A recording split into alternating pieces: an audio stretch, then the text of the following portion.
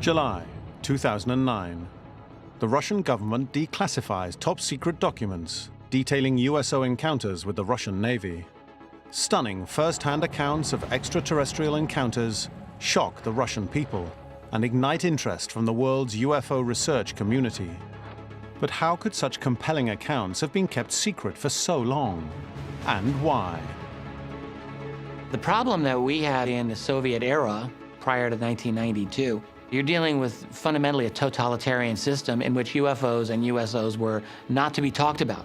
So there was a lot of secrecy. And with the end of the Soviet Union and the release of some of those files that we now have had access to, one of them concerns an undated account of a Russian submarine in the South Pacific.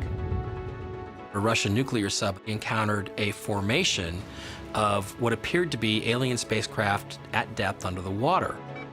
At a depth of approximately 260 meters, crew aboard a fully weaponized Russian nuclear submarine detect 6 unknown objects on their sonar, traveling in formation directly towards them.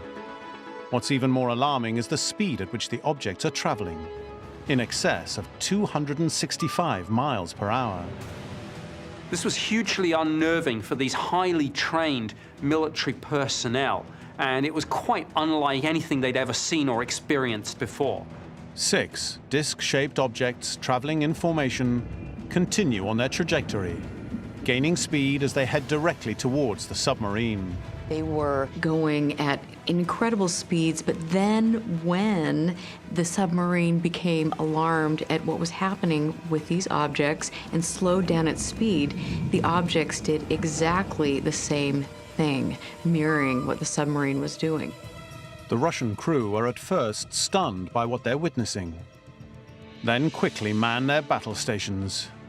The captain, fearing that a collision was imminent and that he was under attack, ordered an emergency surfacing of the submarine.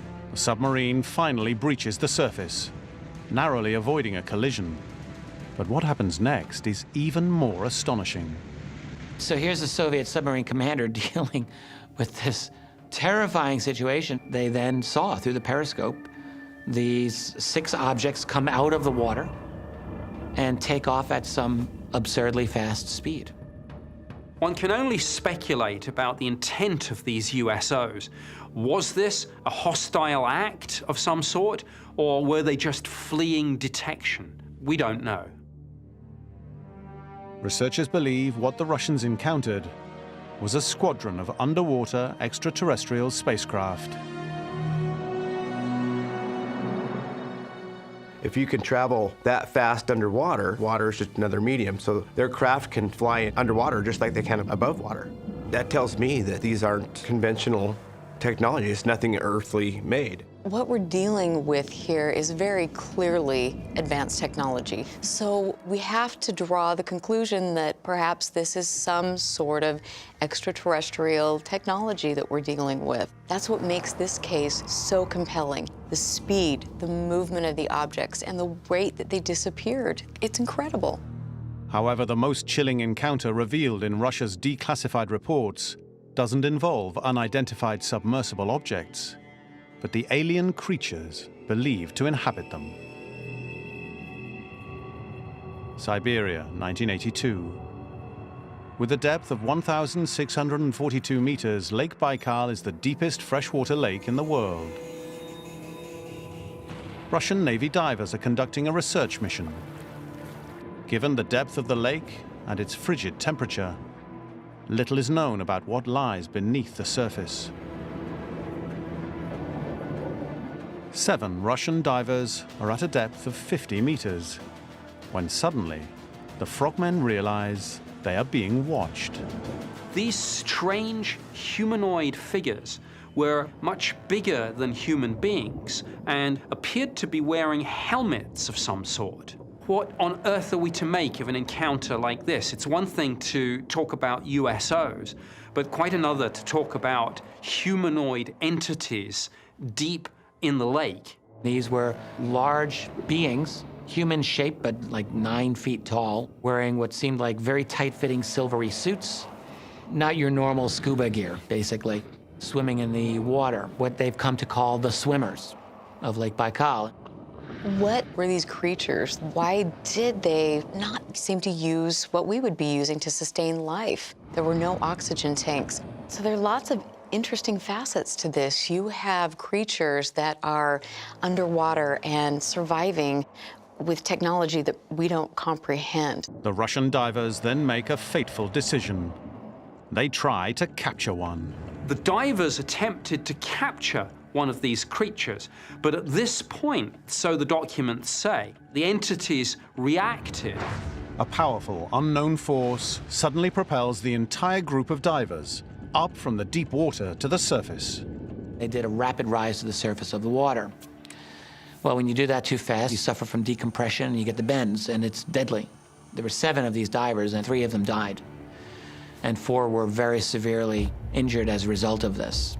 Why did these creatures react the way that they did?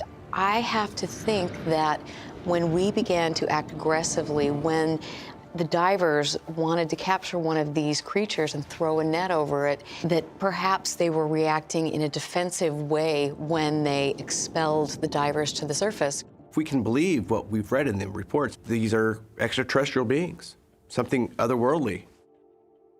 Could these Lake Baikal creatures really be from another world, as UFO researchers believe? According to Russian documents, the surviving divers were too shaken to speak about the incident. But researchers believe the Russian government prevented them from speaking out. And if that's the case, what could they have been trying to keep secret? They would be concerned about the potential threat, but they'd also be intrigued to know what these entities were, what the technology that they possessed was, and of course, could they acquire that technology themselves? And indeed, weaponization is always something at the back of the mind of any government official looking at the UFO and indeed USO mystery. If there's a technology down there more advanced than our own, we want it. UFO investigators believe the Lake Baikal encounter indicates that extraterrestrials may be able to survive frigid water, and that interaction with them comes with risks. But if that's true, where was their craft? Is it possible they've constructed bases deep below the surface?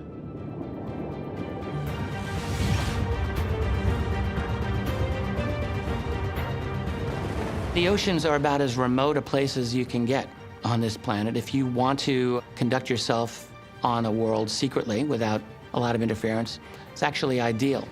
We know less about the deep ocean than we do about the surface of the moon or Mars. It's a complete mystery. Logically, it makes complete sense to actually hide stuff underwater because it would be very hard for a hostile government to actually find an alien base of some kind under the water. You've got all that protection, the mud, the silt, keeps any visual recognition from happening, so it really makes a lot of sense.